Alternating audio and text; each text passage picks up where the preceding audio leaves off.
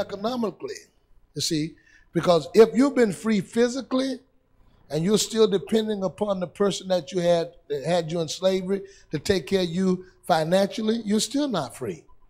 You're still economically bound. So let's go over, let's go to the next slide. I want you to see this. And, all right. So I'm going to talk today about these different forms of slavery. Let's slide it over a little bit so that it's on the board or make it a little smaller. All right. We're dealing with physical slavery, economical slavery, and social slavery. And I want to explain them because most of us only understand physical. So when you release physically, you'll say, well, we're free. We were freed back in at the Proclamation of Emancipation. No, that was a physical freedom. But all of the other aspects are still there. All right, let's go to the next slide, all right? Let's go to the next one, all right? The segregation is the action or state. Let's go to one before that. Go back to one before it. All right, physical slavery. Okay, let's go to the next one. All right. Okay, the action or state of setting someone or something apart from other people or things or being set apart.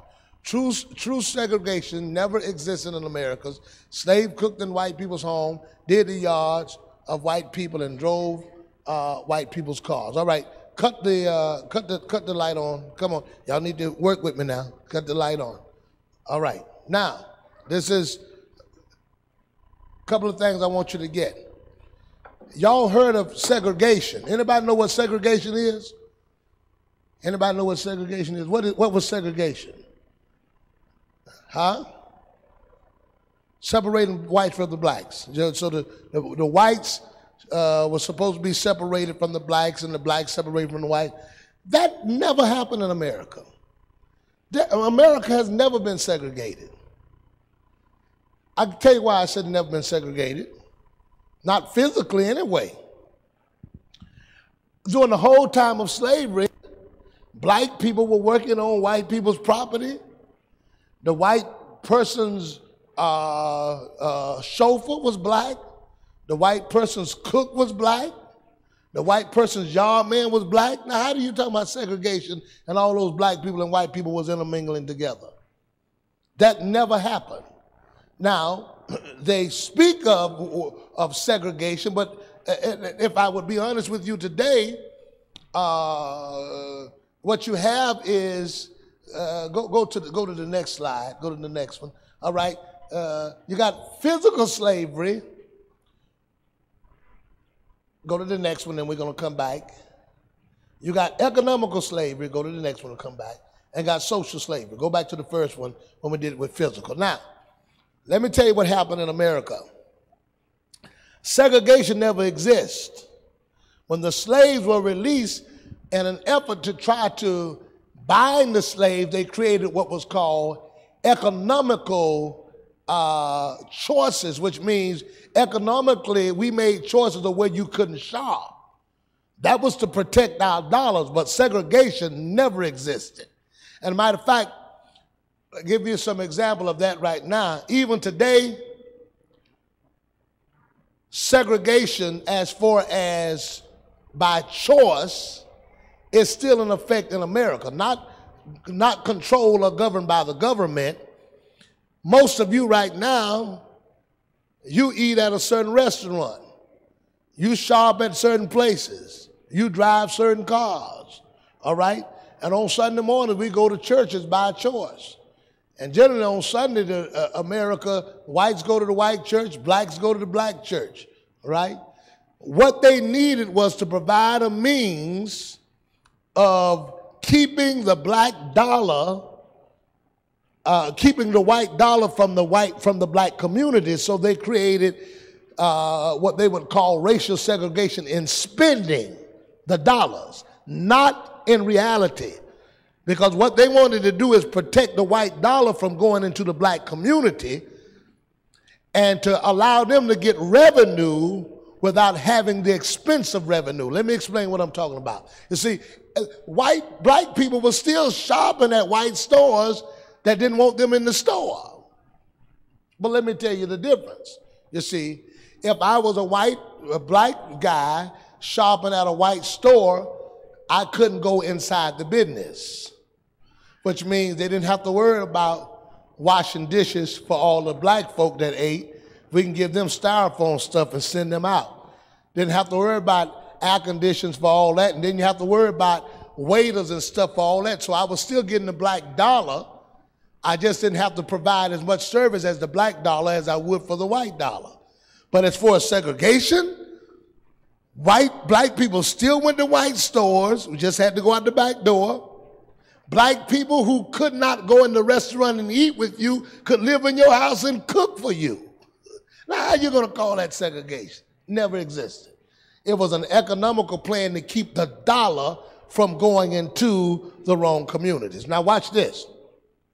Physical slavery is a bondage or servitude, refers to involuntary subjection to another. Slavery emphasizes the idea of complete ownership and control by a master. So physical slavery is when you are physically in a place and can't leave at your own will, and they're controlling you and making money off of you. That's physical slavery. That happened. All right, next, let's go. Next one. Economical slavery is when wages, salary is projectorative terms used to draw an analogy between slavery and wage labor by focusing on similarities between owning and renting a person. It is usually used to refer to as a situation where a person's livelihood depends on the wages of salary, especially when the dependency is total and independent. So economical slavery is when a person is totally dependent upon another person to take care of them economically. That's a type of slavery. A whole group of people now were dependent upon a whole nother group of people for their survival, to take care of them. That never was released because right now, probably more than 50% of the black community is still dependent upon welfare to take care of them. You go down this street here tonight, down this right here, this street right here, you probably got 50 to 75% of the people on this street here that probably are not working.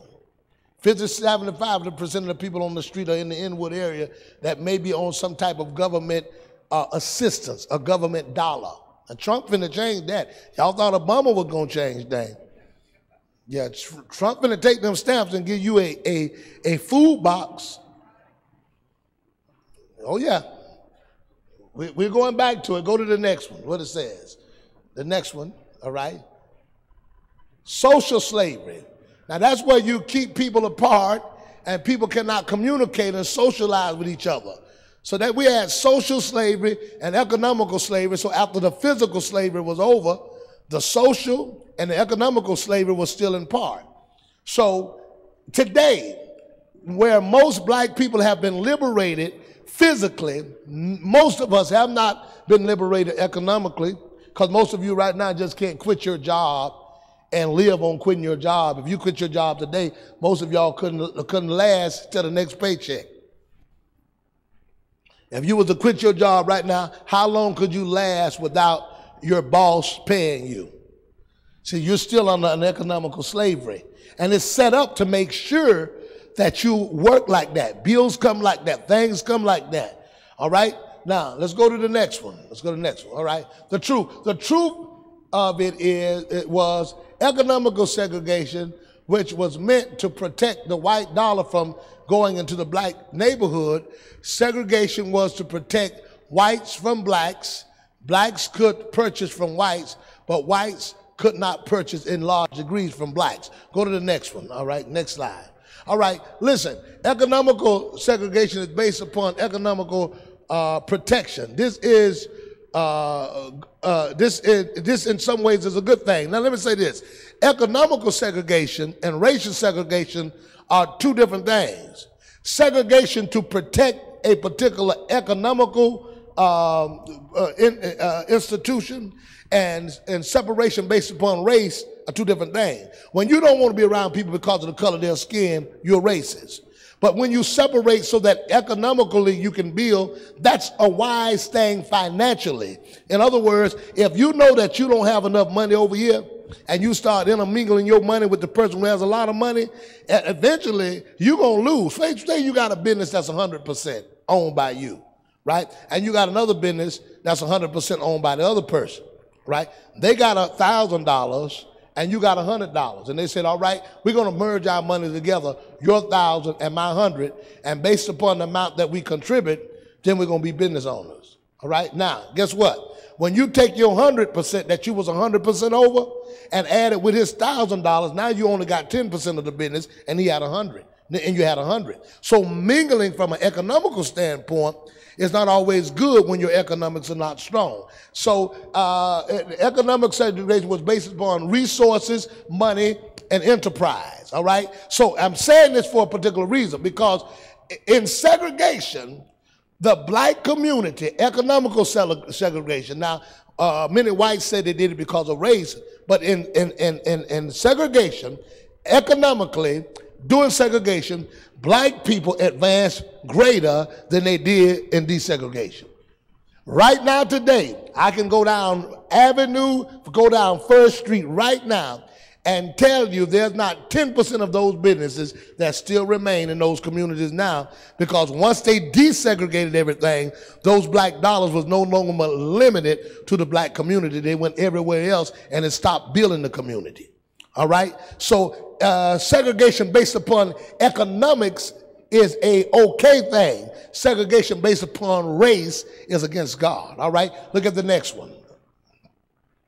All right, let's look at segregation based upon economics and to build a nation. Go to the book of Ezra, chapter 10 and 11. Ezra, the 10th chapter and 11th verse.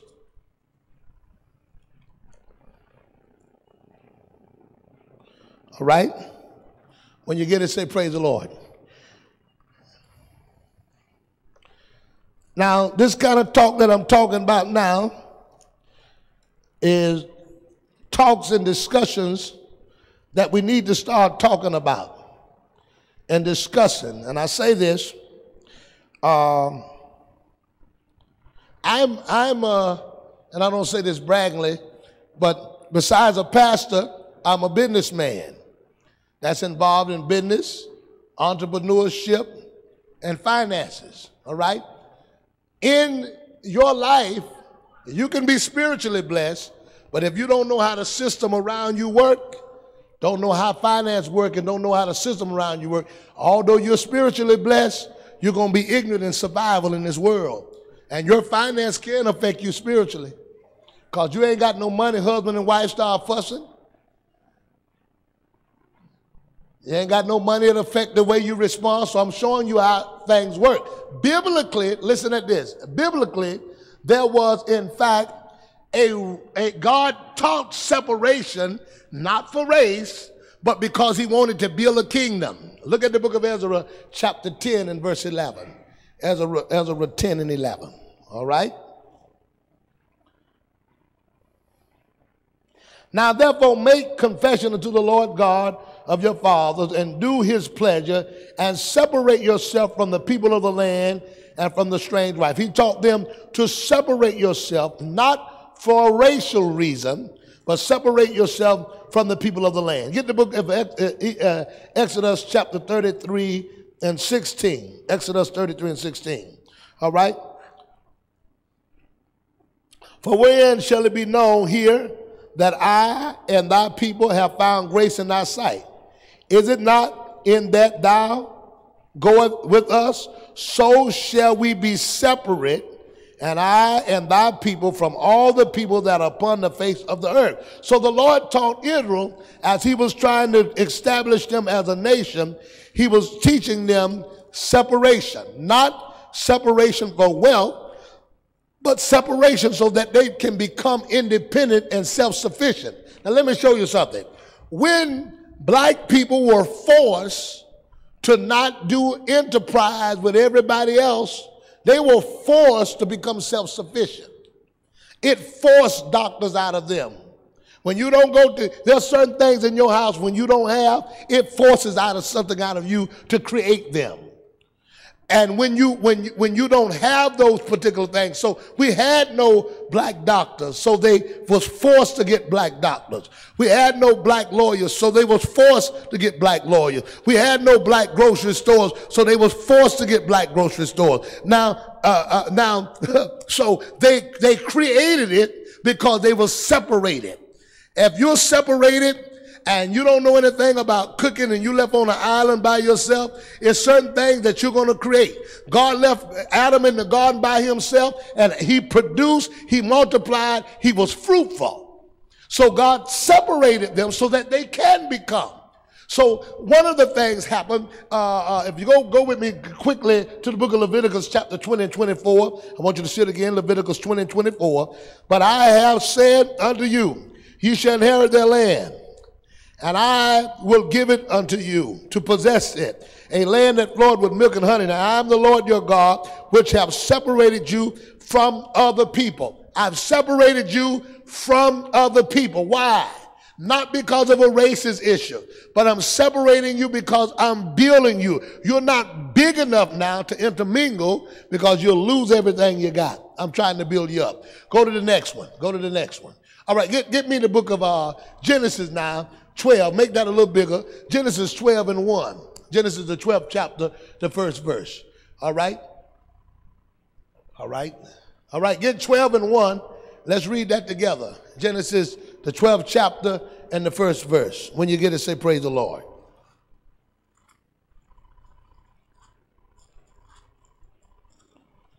Let's read it together on the count of 3. 1, 2, 3. All right? The Lord has said unto what? Get thee out of that country. That's something I want you to focus on. Now this is not racist. He's trying to make something of him. Get you out of your country. So he's separating him not from whites or blacks. He's separating him from his own people. Get thee out of thy country. And from thy kindreds. And from thy father's house. And to a land that I'll show you, I will make of you a what? What is the requirement for God to make him a great nation? Get from your country, get from your fathers, get from your people to a land I'll show you, and I'll make you great. So there is a separation or a segregation that causes you to become larger, that shows you how, listen, sometimes, as long as your kids are staying in your house, they won't produce.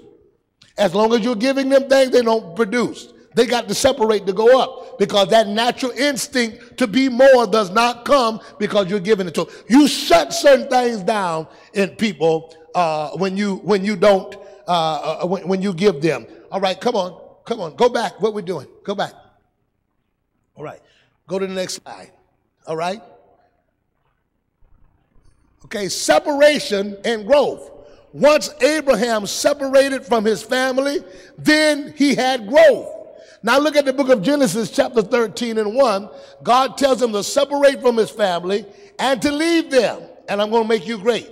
So this is a form of segregation, not based upon race, because this is his own people, this is his own family. All right? All right, we got it together now? We got it? All right, go to the book of Genesis 13 and 1. 13th chapter, the first verse. Right? Let's read it together. I want everybody reading together. He went where? Out of what? He went out. He left Egypt. This is a country. He went out of Egypt. Look what it says.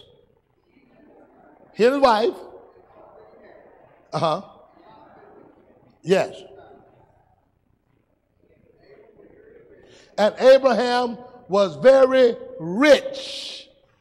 He went out from his country, Egypt. First he left his family. Now you're seeing him leave Egypt. And he was very rich in cattle and silver and gold. All right, keep reading the rest of that.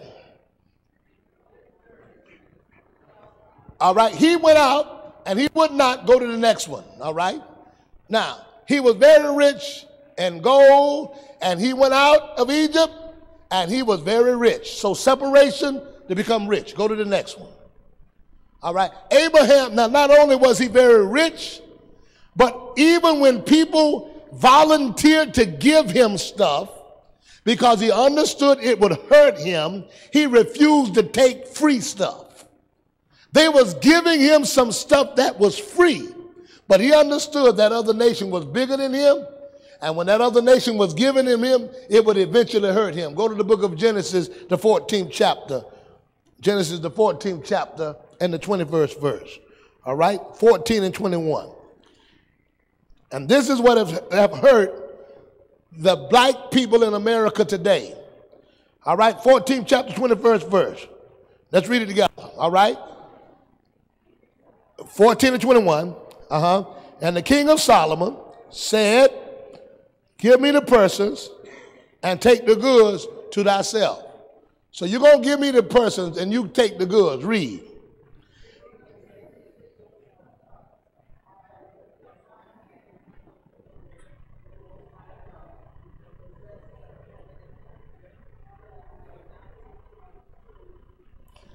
He said, I will not take nothing from you, not even a shoe latch.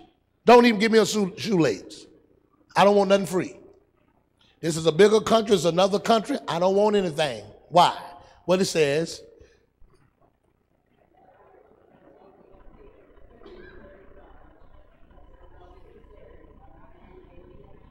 I don't want nothing from you. See, when God is building an independent country or trying to build a people up, he doesn't want them to depend upon free stuff from everybody else to build themselves. Free is not always good. Go to the next part. I'm going to show you how, all right? Go up, expand it some, go back to the next one, all right? Listen, go up. It says, he said, take the goods to thyself.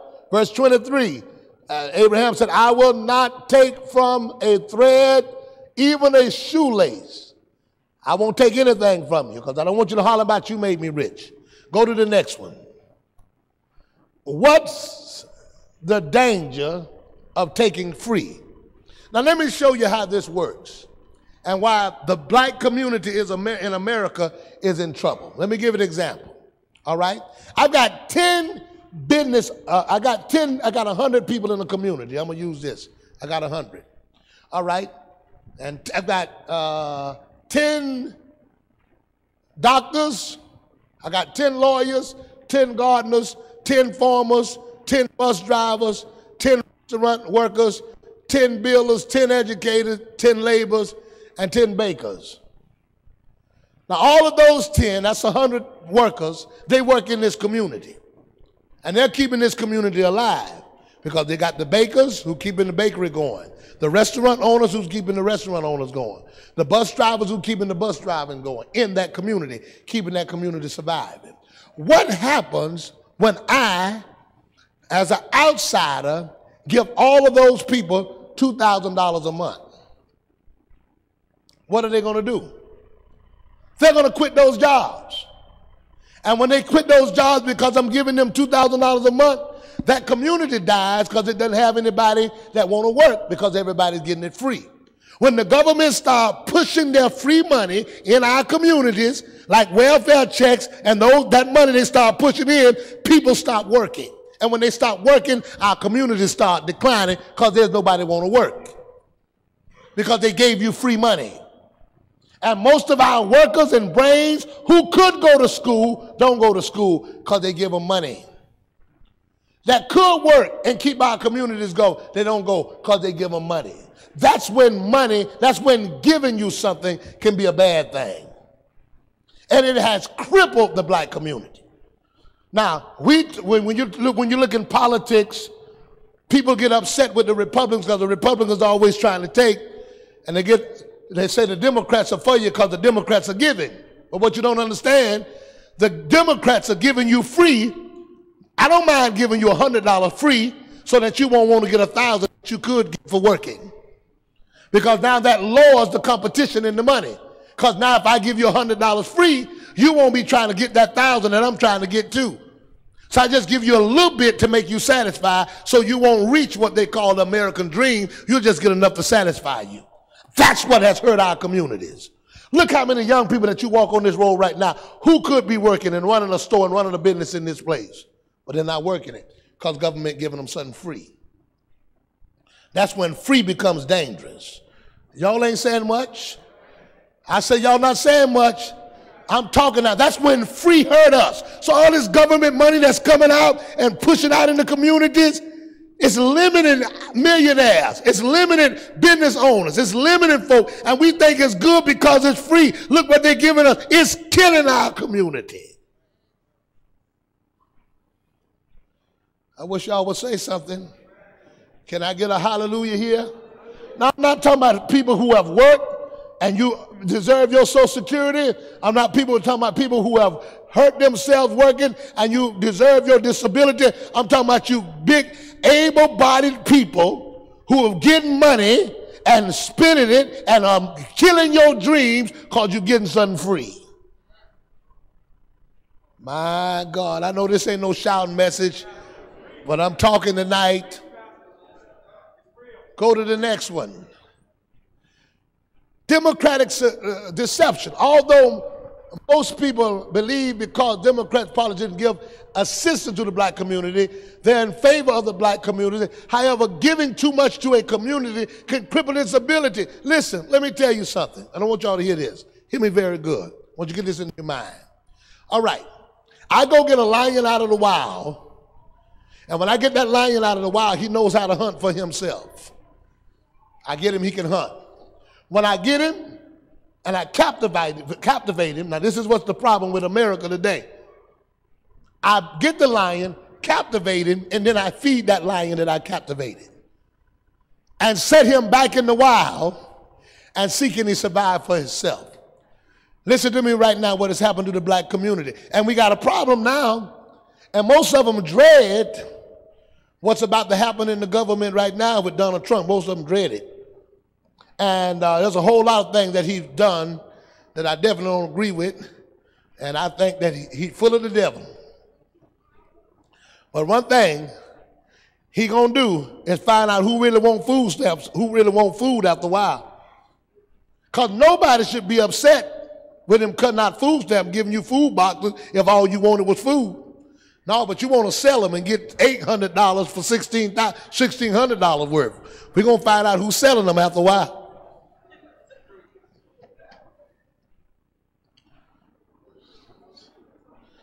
Y'all ain't saying nothing. Y'all ain't going to be getting them food stamps now, buying pig feet and selling them out your house to get the money back. No, you're going to get a box of green beans and some canned meat. But see, let me explain to you so you can get this. Go to the next one. Go to the next one. All right? All right. Free money costs the community more. It creates lazy societies. It limits your choice of how much income the community will make. It destroys the natural instinct of survival. Listen, let y'all hear me good. When you take that lion in the wild, all right? And you bring him back and feed him. Then you release him, he's going to die. And this is what America did. They're smart. They do it throughout time. They're smart. This is how they work. Listen at me good. I'm going to, for 100 years, 50 years, give you all of this free stuff where you don't know how to work. If you got generations in the projects that's been given stuff. Generations they never worked. 3 or 4 deep. And they never know how to work, don't have no work habits. And you want to kill a lion, I'm going to tell you how to kill a lion. I'm going to tell you how to kill wild lions, wild animals. Listen, feed them, take care of them in captivity, and then let him go and send him back in the wild. He'll die because he don't know how to hunt. The same strategy has been given to the black community. Give them all the food stamps you want, give them all the welfare you want, and then all of a sudden, take it. And see how many of them know how to work and go get for themselves. You won't know how to do it. You know what they start doing? They started in the community. Remember all them government projects and them projects that they had over there in Lakeland? They tore them down and built townhouses. Told you go find yourself somewhere to stay. So what's happening now, we went into that trap. We got into that trap. We got the free food stamp money, lined up getting the free food stamp money. Now they taking that stuff, and the average young black woman or child don't know how to take care of herself. Don't know how to do it. Average young black man now today don't know how to take it. You can get a check for anything now if you're young. Amen. 2 Thessalonians chapter 3 and 6.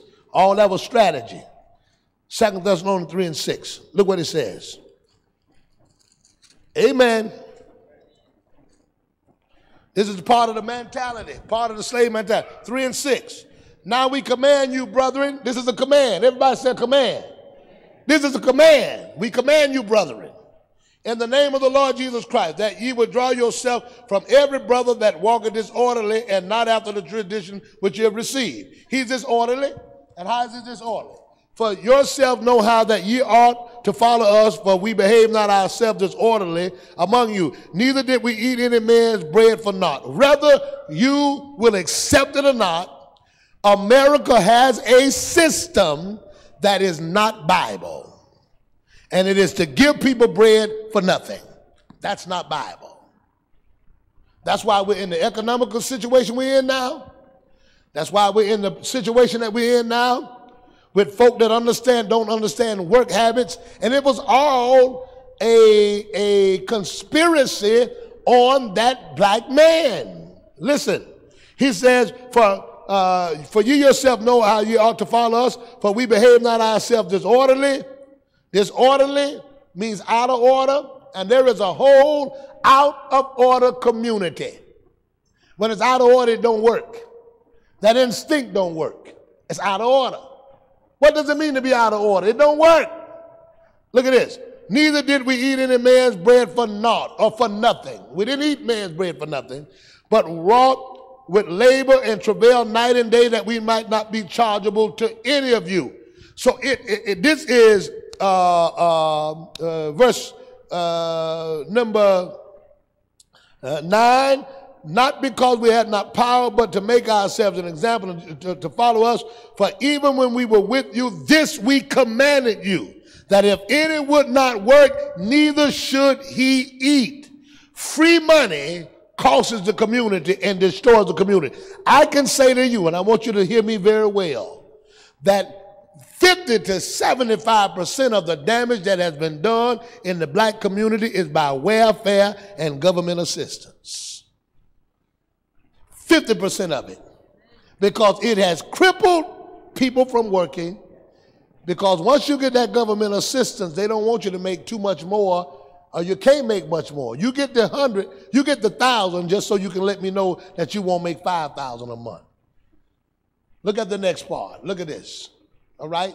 Listen, great wealth. Y'all see that top star up there? That's great wealth. All right? That's great wealth. And this is the plan. To keep you from reaching from great wealth, go up. Next one. All right. Why would you reach for great wealth when you can reach welfare? So once you reach welfare, it stops you from reaching great wealth. So you're not trying to be an entrepreneur. You're not trying to be a business owner. You're just trying to get that check. Once you get that check, whatever desires you had of being greater, you lose that. So that was a plan to give you welfare to keep you from going to great wealth, to give you these little checks to keep you from going to great wealth. And 90% of our people accepted that and brought that. Got welfare, don't go to school. Got welfare, don't seek for a better job. That's the killer in our community. A good gift. Gifts that destroy. Go to the next one. All right? This is called economic detouring, and that's a detour. And what that means, it detours you from reaching your goals by giving you something easy. So you got a child in there, and the child say, Mama, I want this, and you giving something else to keep his mind off of that. That government check was given to you to keep your mind off of wanting to do more or be more. Look at the next one. All right, this is what happens. Now watch this. You'll see this real good.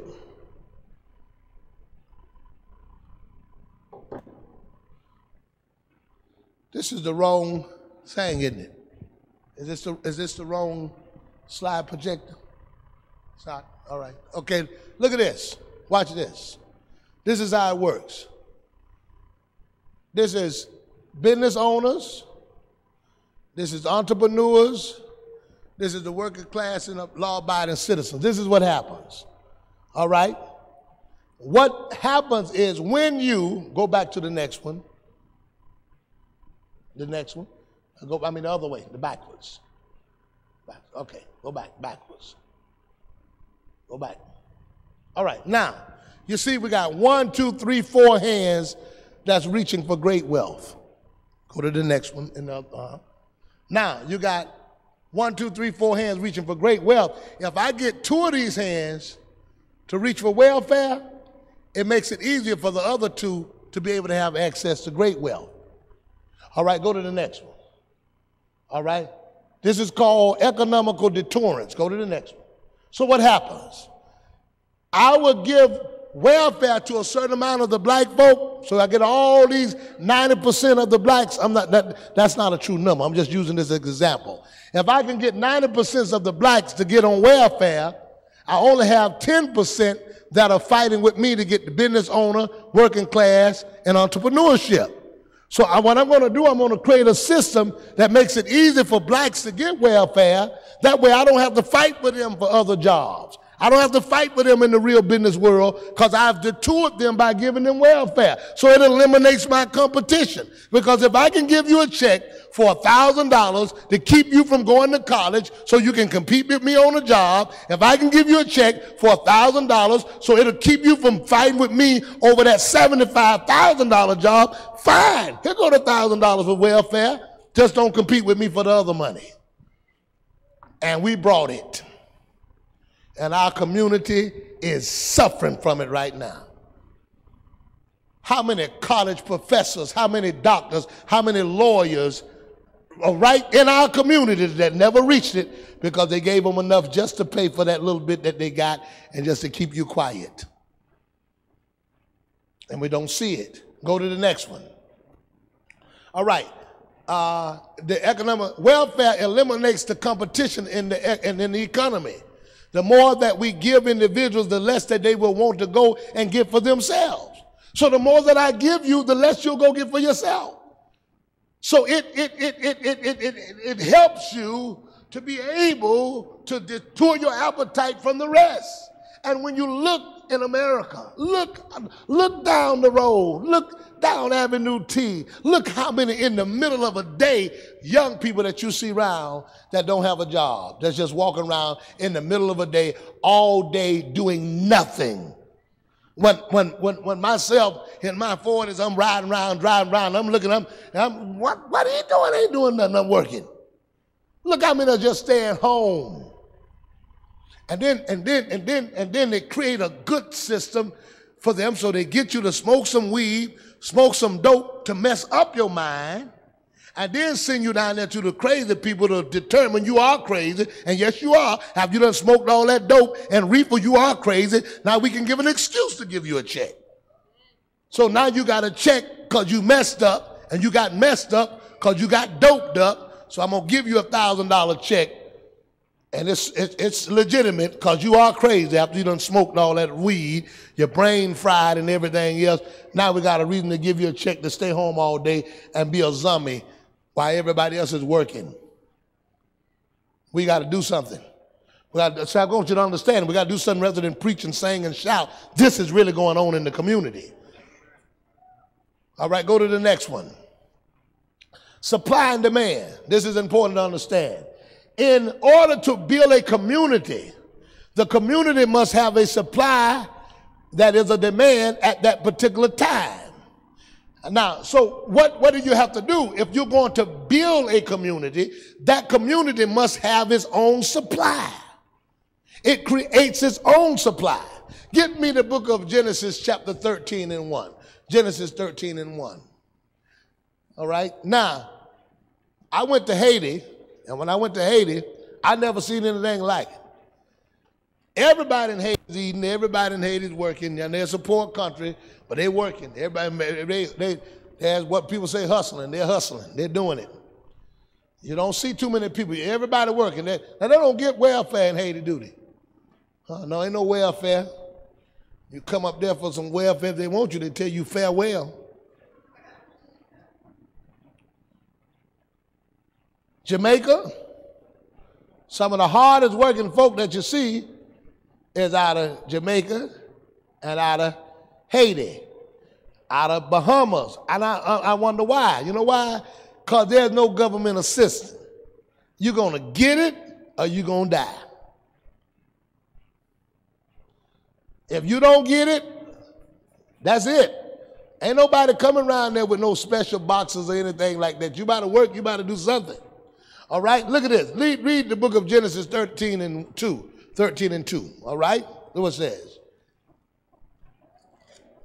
And Abraham was rich in what? Cattle. Well, the first thing you got to do is create a demand. Now, if we're going to do something in this community, because I'm dealing with community, this church must have, because we don't want to just build a church now and we're working on the community. It must have a demand that becomes a supply that everybody's demanding. So the first thing Abraham had, he got him a whole bunch of cattle. Everybody got to eat. So now that he established himself as a supply of cattle, then the next thing he's rich in what? In gold and silver. Why do you think he becomes rich in gold and silver? Because once he has cattle, everybody got to buy the cattle from him, and he gets the riches because of his supply. People in community become wealthy because of their supply. So as a church as a whole, we must create a supply here. And that's one of the things that I'm doing and working on this year is creating the church as a supply, a place where funds flow in and not flow out, where people come and shop here and we not buy out. Now listen to this. Watch this, okay? Next one. All right. Listen at this. I want you to see this good.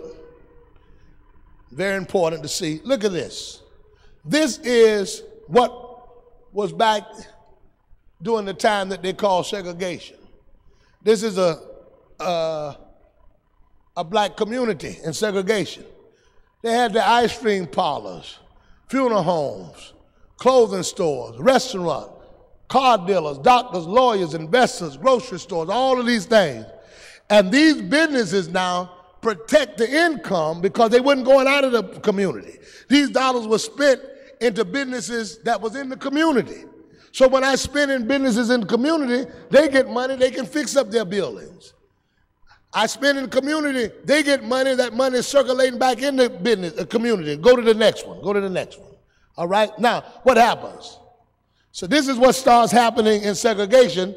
They block black people from going to these businesses. Black people said, you know what? We're not going to shop at businesses that won't allow us to eat in the restaurant. We're not going to shop at stores won't allow us to go in. So what's happening? All of this is black labor. They're working for the white community, white business owners. So you have the white business owners, you got black laborers, grove workers, maids, you got yard men, cooks, chauffeurs, and babysitters. They're working, but they're taking their money from the white community that was being racist at that time and spending it over in the black community. So what happens? If I take a balloon and keep blowing in that balloon and don't let no air out, what happens to that balloon? It gets larger. So if I keep spending money in my community and none of that money is going back out of the community, the economics of that community continue to build and build and build. Now listen, this community right here is being raped. It's being raped right now. You got Publix on that end. You got the Arab store on that end. You got the Arab store on that end. You got the 7-Eleven on that end. And not one black business-owned business around the neighborhood that you live in. And that's in most neighborhoods. So the economics are flowing out and nothing coming back in. Every bit of it. It's surrounded by places where, now go to the next one. Go to the next one. All right? You see the balloon effect? So it blows because it's investing. It's pouring back in. Just ask yourself, right now, where we're living in this area here, What business here in this area that is retaining wealth from somebody that's from this area? What business area? And if you live in a predominantly black community, what business in that area is getting income from somebody that lives in that area? You don't find it. We're surrounded by City Trends. We're surrounded by Publix. We're surrounded by McDonald's. We're surrounded by all of these particular businesses, but none of it is going back in the community. Go to the next one, all right? All right, so what you have, listen at this well. Write this word down. Wall Street, Main Street.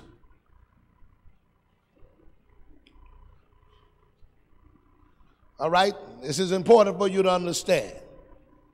Have y'all ever heard of Wall Street? Why do you think it's Wall Street? It's a wall. It's a business wall that keeps money from going outside of the country. That's why it's Wall Street.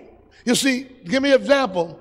If you got a community here, and that community has all of these businesses around it, it creates a wall so that that money doesn't go outside of that community. So if I get paid now, and I got the store for grocery, the store for clothing, the store for rental cars, all of that in the community, the dollar doesn't go out. Then you got what's called Main Street. See, when you keep money within the community, it doesn't go in Main Street. But what you want to do is have those in Main Street to come in your community. Now imagine if we had people that was shopping in our communities and that money was being invested in Mother Minnie's trunk ministry. All right?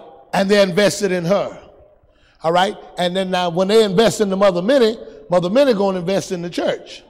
So Mother Minnie now has a truck food ministry that they're bringing $2 million a month in her truck ministry.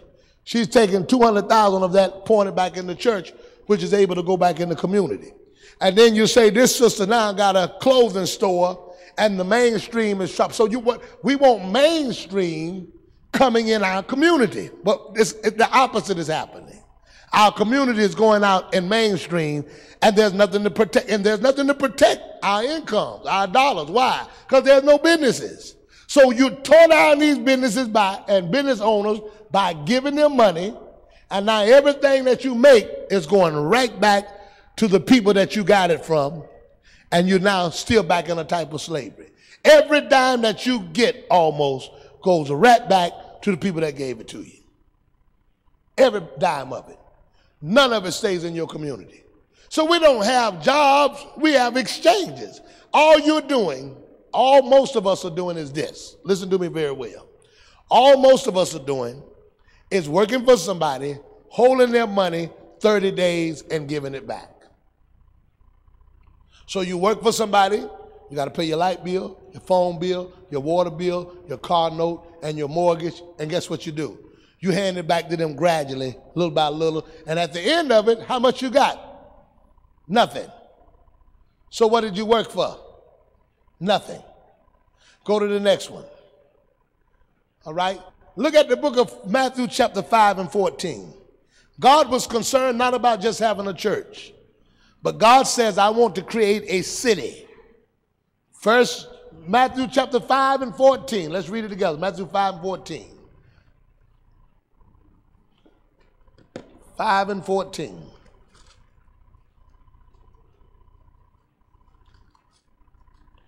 Ye are the light of the world, a city.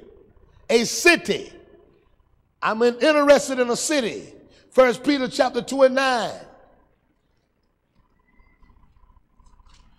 1 Peter 2 and 9. But ye are a chosen generation, a royal priesthood, a holy nation. A city, a nation. Matthew chapter 4 and 23.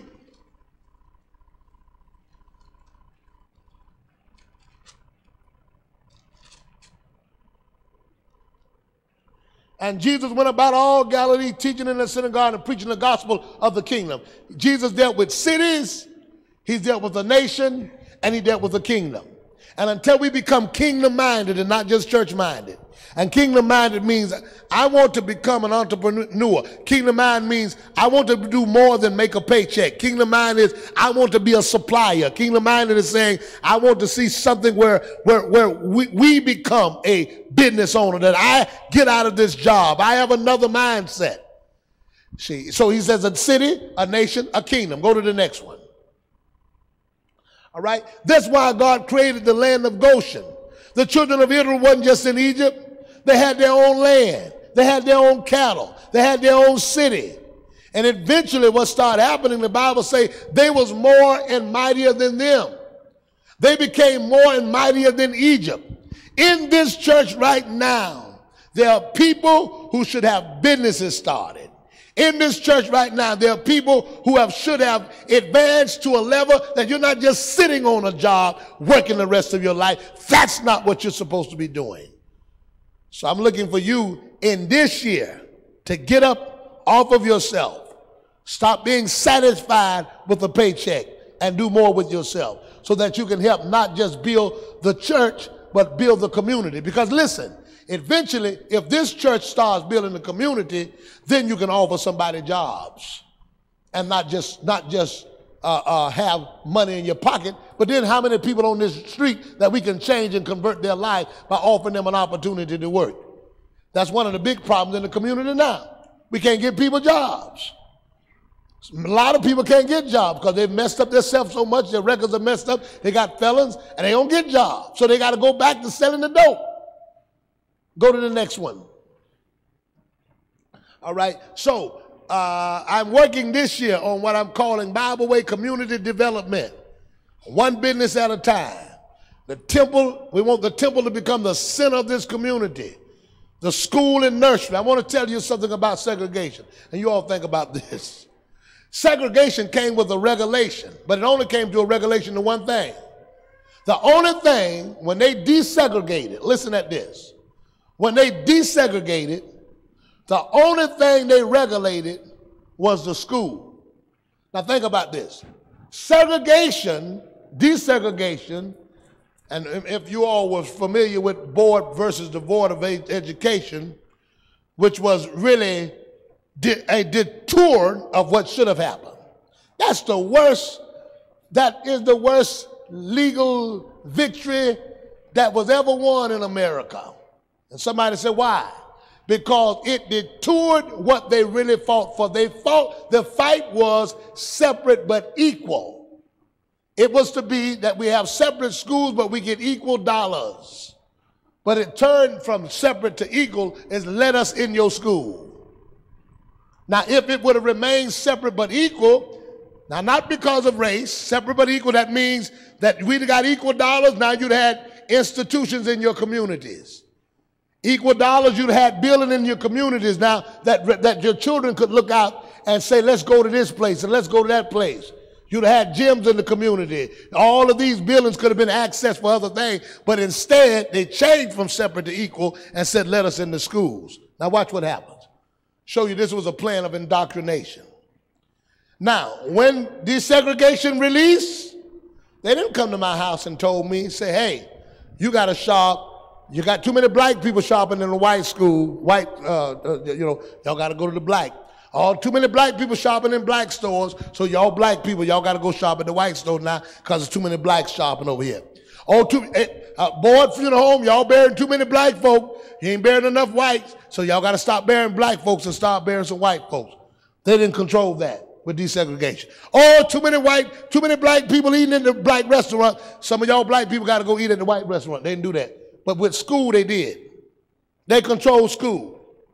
Now, that don't even make sense. You're not controlling where the black people eat. You're not controlling where black people stay, hotels, but we're going to control how many blacks go to a school, how many whites go to a school. That should have all been left to a choice. And you should have been able to say, well, I want my child to go here based upon his educational standard. And if I want to go, they can go.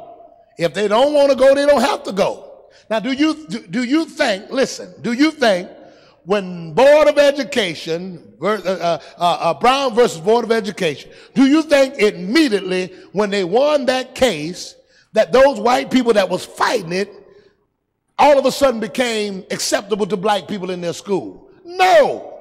You had to continue to beg them. Now, let me tell you what this did now. Now you get your children into the school that don't want them anyway, and it's going to affect their grades.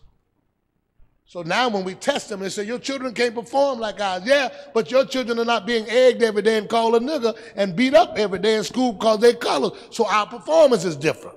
So you set them in the schools, indoctrinated them, put them in an environment that they don't want to be in, or they don't want them in, and it affected us. It has affected the education system ever since. And the amount of doctors and lawyers and professional people that are being produced, well, all right, if you think that desegregation, now listen, I'm not saying based upon race, if you think desegregation was in effect when they made that law, you'd have lost your mind. Look at Bethune-Cookman College. Is it still predominantly all black? Look at FAMU. Is it still predominantly all black? Look at all of these HB schools, the black schools. They are basically continually all black. Desegregation didn't do anything, and they didn't control those. They didn't go to those schools, those colleges that got private funding. Now, what they wanted to do to make sure at a certain age those kids were affected.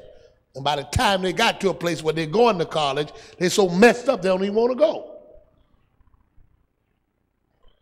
So that's where we are now. And until we make some differences, until we make some changes. So one of the things I'm doing, and I want to show this real quickly. I want you to see this so that it can help you. And I want you to understand what I'm talking about.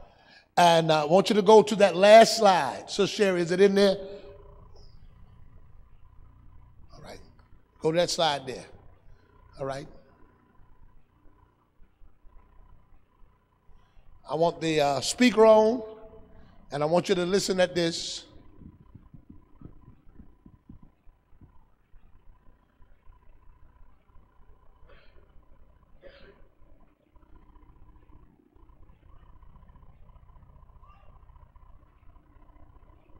And let me tell you something, saints. This is a 911 emergency, because if you don't do something now, I want y'all to hear me good. The black community in particular is fit to experience something they ain't never experienced before. And if you don't get off yourself and get some jobs and get some work, you're going to be in trouble. Because them boxes is coming. Them boxes is coming. And I can't blame the man. $152 billion being spent on nothing. There's some folk don't need them checks. Oh, it's going down. All right. Okay. All right. You watch your house be full of them black and white boxes. You about to hear me? All right, listen at this. All right, is it on? All right. All right. We got the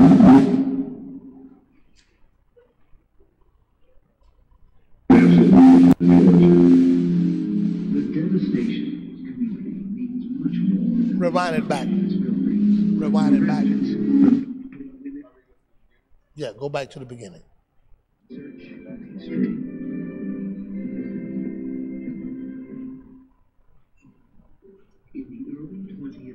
Can anybody hear? Thrived in Tulsa, Oklahoma, despite segregation and Jim Crow laws. Booker T. Washington declared Greenwood as a Negro Wall Street of America. But all of Greenwood's achievements and successes were destroyed during a night of murder and mayhem. Can you hear? It was never in the history books or anything in yet. It was the biggest riot we've ever had in America. As we go in search of history, we'll uncover a little-known event that was one of the worst racial riots in American history, the night Tulsa burned.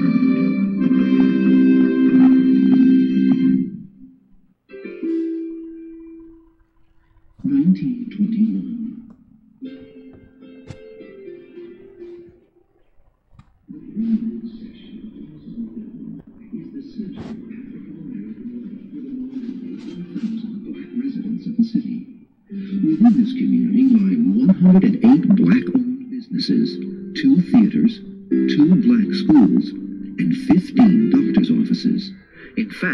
Greenwood is nationally recognized.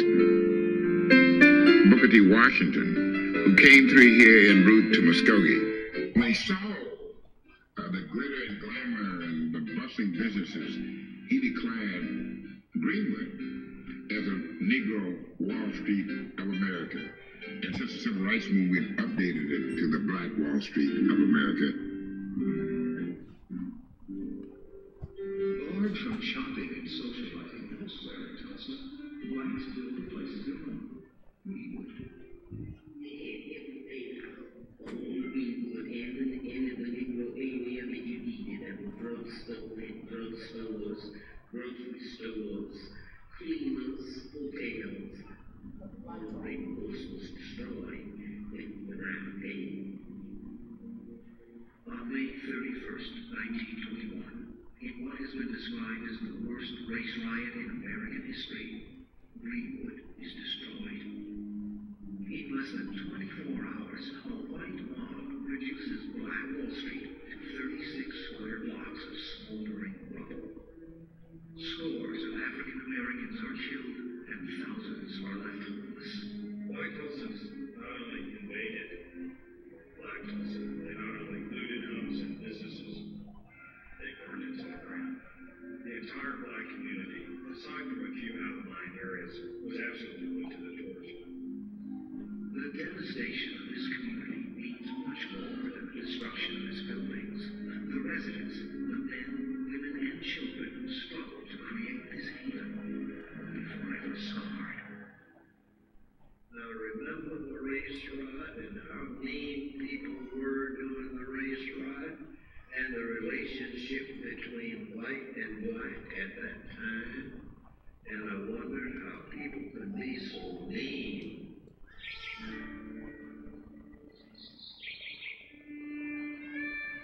Because of its history, Oklahoma would seem to be one of the last places where such a terrible incident could happen. Beginning in the 1830s, Oklahoma became the home of many minority groups unwanted by the rest of America. A promised land. The lure of Oklahoma in the late 1800s, even the early 1900s, was clearly a better life for African Americans. There was an abundance of land. Everything was new, especially when we talk about pre-statehood. Before becoming a state, Oklahoma was part of America's frontier. Throughout the 18th and the 19th century, with all the settlements along the eastern seaboard, the American frontier kept pushing further and further west, and ultimately it ran into some large, well-organized native groups, the Cherokees, the Creeks, the Seminoles, and others. Wanting the expansion and development of North America to continue unabated, the U.S. government began the forced migration of these Native American groups from the southeastern United States to the newly created Indian Territory, which included most of present-day Oklahoma. This migration took place along the infamous Trail of Tears, an arduous, often deadly journey covering thousands of miles. Accompanying the Native Americans on this journey were many African Americans, most of whom were slaves owned by the Indian tribes. The Native American peoples we're talking about came from the southeastern part of the United States, and they had had 200 years of exposure to plantation society, and many of them were plantation owners themselves, and they brought their slaves with them. The end of the Civil War would bring freedom to these slaves. It would also see the beginning of the end of Native American dominance in these new lands. At the end of the Civil War, because the Native American tribes were primarily supporters of the Confederacy as a form of punishment, let's say, the Indian Territory was divided into half, and so we wound up with what was famously known as the Twin Territories, Oklahoma Territory and Indian Territory. Responding to pressure from white settlers, President Benjamin Harrison opened the Oklahoma Territory to new settlement on April 22, 1889. This proclamation, the first race law to stake claims for homesteads on the new frontier. Within 24 hours, 2 million acres were claimed by 50,000 settlers. Among these settlers were blacks, searching for a place where freedom might be more than just a piece of paper. My grandfather was in the Oklahoma land run.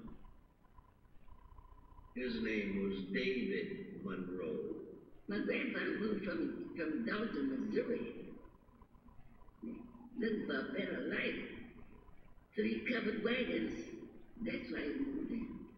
From the beginning of Oklahoma history, modern Oklahoma history, African Americans have always been a part of it. They were cowboys, they were cattle punchers, they were farmers. They helped build the railroad, they helped build all the cities.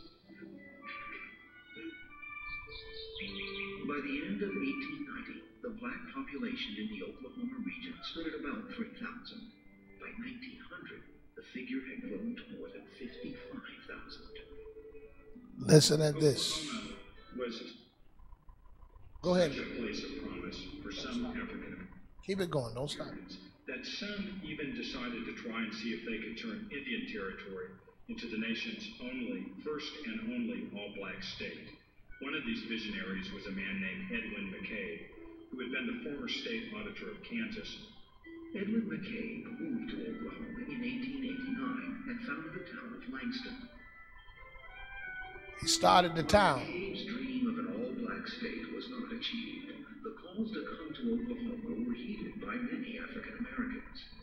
As a result, 27 all-black towns were created in Oklahoma during the years leading up to statehood.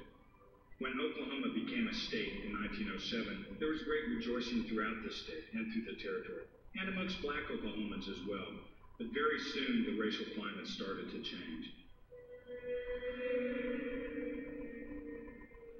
After the Constitutional Congress, after statehood was approved, the first bill segregated the state. Despite this bill by the new government, blacks remained in Oklahoma, living in both all-black towns and Oklahoma cities.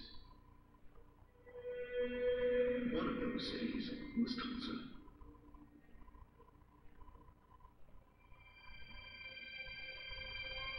Though begun in the 1830s as a Creek Indian village, Tulsa would remain a sleepy frontier town for decades. Not until 1882, with the arrival of the railroad, would whites live there in large numbers. But the event that truly spurred on the city's dynamic growth was the discovery of the Island Glen oil range in 1905. Listen at this. I'm going to cut this short, but I want you to see this. Once oil was discovered, Tulsa absolutely skyrocketed. There were 1,000 people here in 1900. In 1910, there were 10,000. In 1920, there were 100,000 people here. Boosters called it the Magic City because it just showed up overnight. The forest of derricks that sprang up were soon producing more than 2,000 barrels of oil per day. By the time it was admitted to the Union in 1907, Oklahoma led the nation in oil production. The wealth oil generated went mainly to the whites who owned the oil wells. But blacks also benefited as the money trickled down. As Tulsa boomed, black Tulsa boomed too. But the city, like the rest of the state, was also under Jim Crow laws, segregation laws. Listen to this. Black people could work in jobs throughout town. They couldn't live anywhere in town, nor could they shop anywhere. As a Listen. result, a number of enterprising young black entrepreneurs started to create a business district. In 1905, the Greenwood District gets its first business, a grocery store on the corner of Greenwood Avenue and Archer Street. From this humble start, Greenwood soon flourishes into the vital, exciting center of African-American life in Tulsa. By 1921, it is a place of limitless opportunities, both economic and social. At that time, Greenwood had business. Everything was happening there. We had the Dreamland Theater, we had drugstores, we had dance halls, pool rooms, shine parlors. That's where everybody just hung out. go down one side of Greenwood, up the other, and you could see the mansions and all of that. During this era, Tulsa is essentially two cities, the black North End and the white South End. And that was segregation days. So we didn't go very far to the south. We just worked over there, that's about all. The black people couldn't get anything in Tulsa. Downtown. They couldn't go to the restroom. They couldn't eat. It was entirely segregated. But far from stifling African American economic success, this segregation helps Greenwood grow. I think the success based on segregation has to do with simple economic principles of supply and demand. There's a demand for goods. One cannot purchase those goods in the larger context of the white community. So there's a need for black individuals to produce and to supply those goods.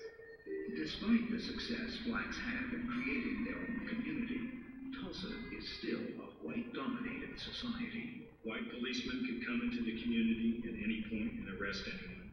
Most of the wage earners in Black Tulsa had white bosses. So Black Tulsa, while it boomed and had a measure of independence, was also under the thumb of white Tulsa's political and police authorities. Many African American communities in the United States were thriving in the 1910s. Listen at this. But the high level of home ownership in Greenwood made Tulsa's black district distinctive.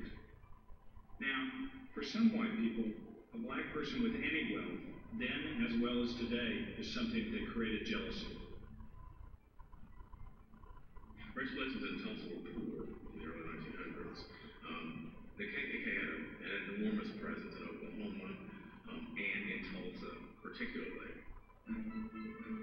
This era would see the racist roots of segregation boil over into countless armed conflicts throughout the United States. The Tulsa race riot of 1921 really is set against a backdrop of a multitude of race riots in America. 1919 was known as Red Summer because literally blood was flowing in the streets. There were over 25 major race riots in 1919 in America. These riots occur in Minnesota, Nebraska, Pennsylvania, and elsewhere throughout the country. The worst riot during the summer of 1919 is in Stop it for a minute. Now, all of these riots are happening where there are businesses that belong to the black community. So they understood now that segregation is helping build the economy. So 127 riots throughout the country. This was systematic to knock down the business districts, to get rid of them, all right? Keep playing. 38 people dead and 1,000 black families homeless. One thing to remember about race riots during this period is that they are characterized by whites invading black communities. These are not black communities that are erupting. These are white citizens, sometimes aided by the police, who are en masse invading black communities, attacking black businesses, and attacking black homes. In 1921, Listen. fires of racial intolerance spread to Tulsa. The person who serves as the spark for Tulsa's riot is Dick Rowland. Now stop here a minute. There's something that's called, I want you to hear this, it was called a spark. A spark. A spark meant there was some type of lie that somebody told in that community to get everybody stirred up. Usually it dealt with something, rape, somebody touched somebody, a black guy trying to white, but that was called the spark. And they kept those things going up to get the spark to going, to get them to go and burn down the communities. All right, listen. 18-year-old black man, Rowland dropped out of Booker T. Washington High School so he could earn some money shining shoes in downtown Tulsa. While some kids stayed in high school and went ahead and graduated, there was also a great desire by many others to go out and make some money, and you could make money in Tulsa. Even a boot black that shined in oil man's shoes, you might get a tip of $1 or $5. That was incredible money in 1920, 1921. So to drop out of school was not all that unusual. He worked downtown, and during that era, the era of around 1921, there was really only African Americans. And it was on an upper floor of a downtown building called the Drexel Building. The elevator operator at the Drexel Building. Listen to this. White woman named Sarah Page. On the morning of May 30th, 1921, as he often did, Dick Rowland went into the Drexel Building, got onto the elevator to go and use the restroom. But something happened on the elevator. I'm not exactly sure what did, but what probably happened is that as he stepped onto the elevator, he tripped and fell into Sarah Page. To this day, no one knows for certain what happened when those elevator doors closed. But what is known is that shortly after entering the elevator, Dick Rowland was seen running out, leaving behind a screaming Sarah Page.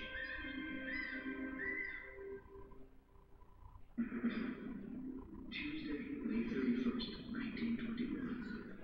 One day after Dick Rowland allegedly assaulted Sarah Page on an elevator in downtown Tulsa, the police arrest Rowland and take him to the jail on the top floor of the courthouse.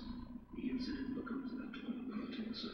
The story went around that he touched her, hit her, knocked the ground, and it escalated and became more inflammatory with each telling. Ultimately, things just steamed totally out of control. And a large player in all this was the Tulsa Tribune, one of the major papers in town. The Tulsa Tribune ran a story titled "Nab Negro for Attacking Girl in the Elevator." This inflammatory article strongly implies that Dick Rowland, a black man, had raped the young white elevator operator, Sarah Page. 3:15 p.m. The newspaper hits the streets of Tulsa. Over the next 17 hours, the city will be consumed by a race riot on a scale never before seen in America. By about 4 o'clock, you start to have a crowd of whites gathering in front of the courthouse, the downtown courthouse, where Dick Rowland was held.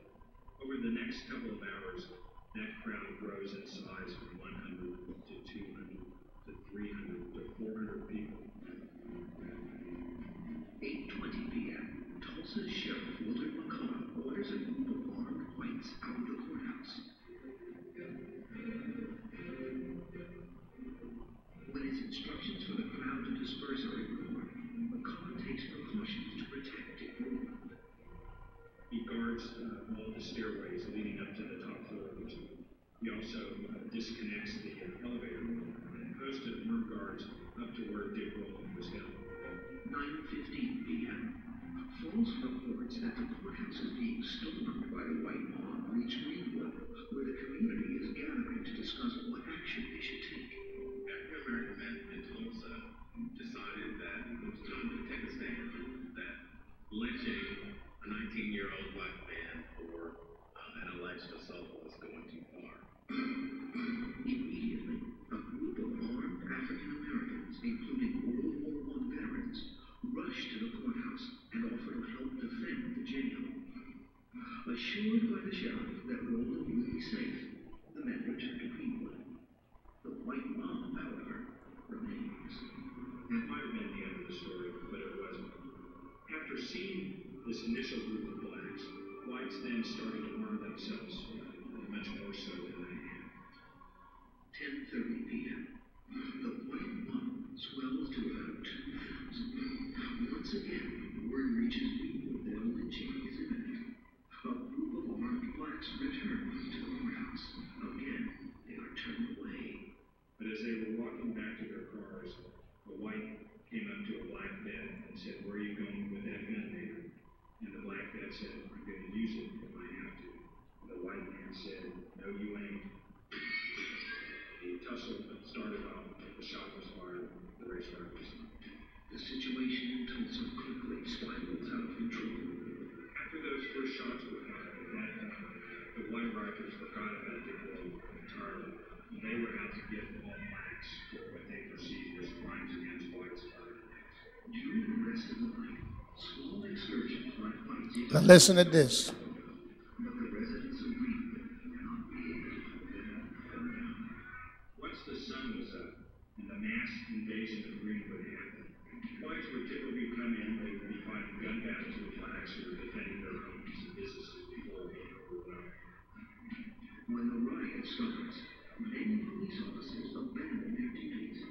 They sided with the white rioters, deputizing many of them, and detaining as many blacks as possible.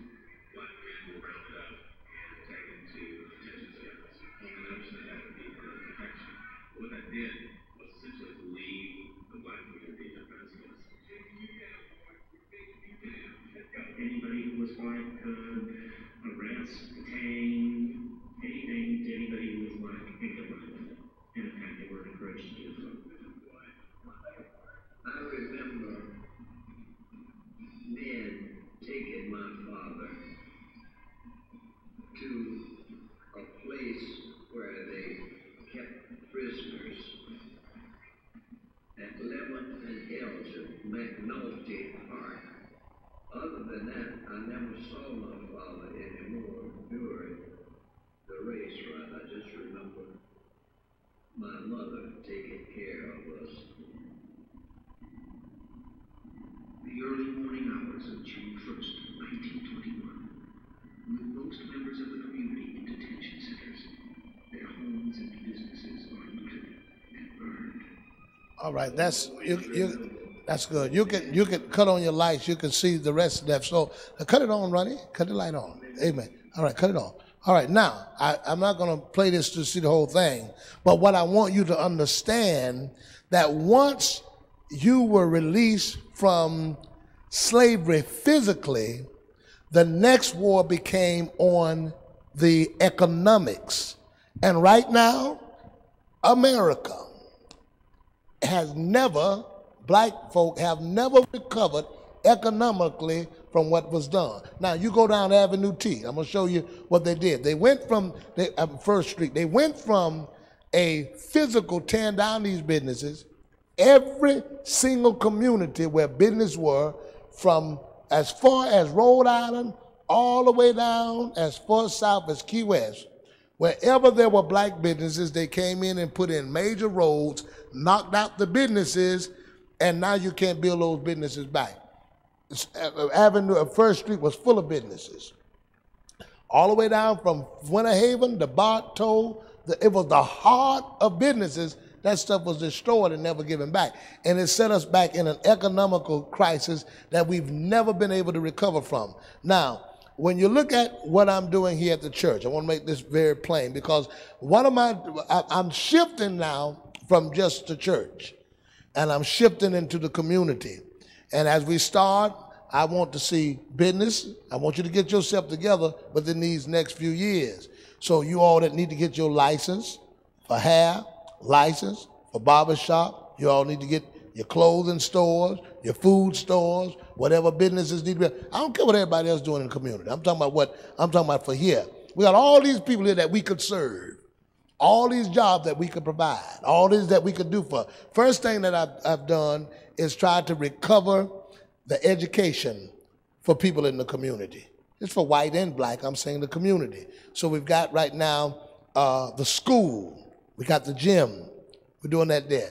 Next thing, we're coming up, we got the nursery going. We got the nursery, the school. One of the main things we do is eat. We're going to put a nice restaurant here. I got a good idea for one.